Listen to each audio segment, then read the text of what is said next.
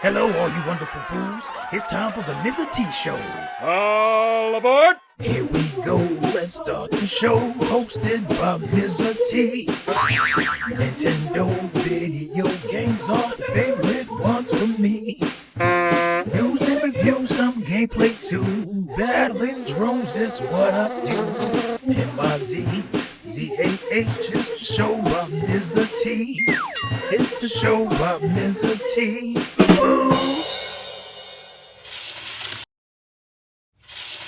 Hey fools, Mizzah Tee here, back again with continuing coverage from PAX East 2014. Well, we're coming to the end of the road here. This is my second to last video on my exclusive PAX East coverage. I've said before, every Kickstarter that I've personally funded has never reached its goal.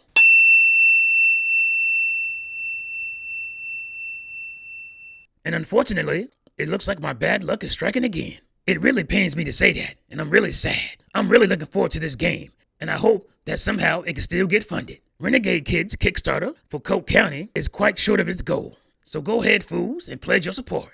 It would be an excellent addition to our Wii U libraries. And just in case you want some more information on the game, here is Jules Washam's co-founder, director of Renegade Kid, with some commentary on early gameplay footage from the game that I hope will help you get excited and pledge your support for this game.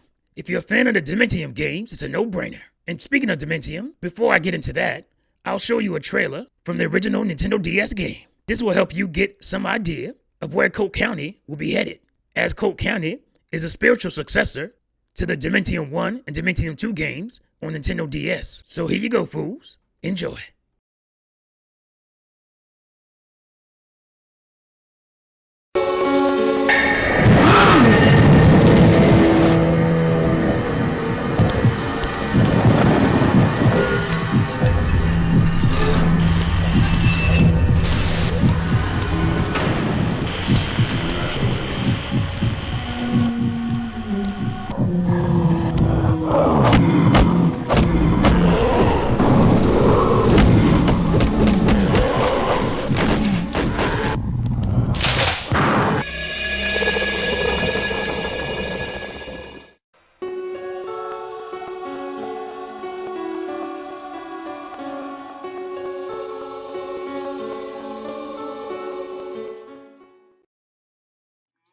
Okay, this is a early work in progress video for Colt County. Just giving you an idea of kind of what we're working on. This is what would be considered a pre-alpha build, very early on. Just basic motor functions in there right now, as far as being able to move around in gameplay. Smack that thing, and I'll just run and jump over this thing and kind of get in there. So a big important thing that we're focusing on obviously is atmosphere. That comes with the lighting and the wind. Obviously you can see right now the trees and the bushes and stuff are kind of moving to the wind to kind of set a nice sense of atmosphere. And you can see with a slight toon shading that we're experimenting with now. So this looks pretty welcoming, right? So let's change the lighting to make it a little less welcoming. This is a big thing that we're focusing on as well, is the lighting. Not that I'll be doing this during the game, but this helps us set it up. We'll stop it right there. So now when you approach that, it's a lot more foreboding, a lot more kind of ominous. It's like, because you can't quite see as well, and it kind of gives a nice dramatic look to the whole thing when you come up to approach it. So it's something we're experimenting with a lot. Let's change it now back to where it was to kind of show the doorway, just because we can. But that's something we're going to be experimenting with a lot to kind of get the right look for each scene. Can't get in there right now, but there will be lovely stuff in there eventually. There's a school bus there that also plays into some of the story stuff later. There's another example of kind of, you know, somewhat more welcoming there, but as soon as you cast everything in dark shadow, it just seems a lot more kind of like, I'm not sure if I want to go down there, which is an important element in a solo horror game. And the wind, of course, is a big element of the game throughout the whole town. We can turn this off. You can see the bush starts animating there. stops being affected by the wind, then we can change the direction if we turn it back on. And see the way it affects the tree back there.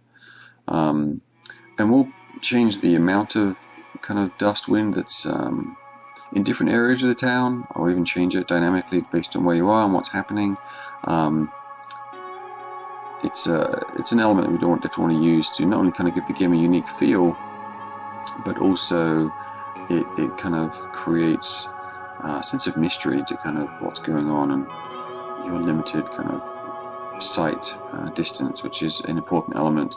And the Dust Devil enemy that we mentioned on our Kickstarter page also plays a role and kind of takes advantage of that unique element of the game. They're just playing around with the lighting again just because we can, and it's fun.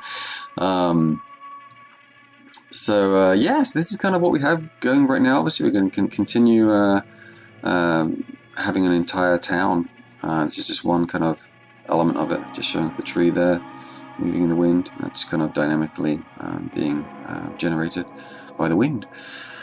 And then one last thing before I get out of this place, just because it's kind of neat looking, again kind of just showing off some of the lighting and texturing toys that we're playing around with. We'll just change the lighting again there, which just creates some awesome shadows, but also you can see the specular kind of bump map action coming across, especially the top bit there, which is just really neat. It's really fun to kind of play around with this stuff, and it kind of gives a nice sense of style to the game.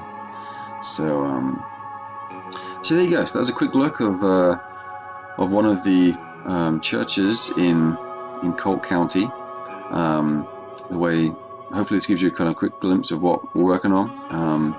And this path here will lead us down to some other place in the Colt County universe. So I hope you enjoyed it, and we'll have some more soon. Thanks. Bye-bye.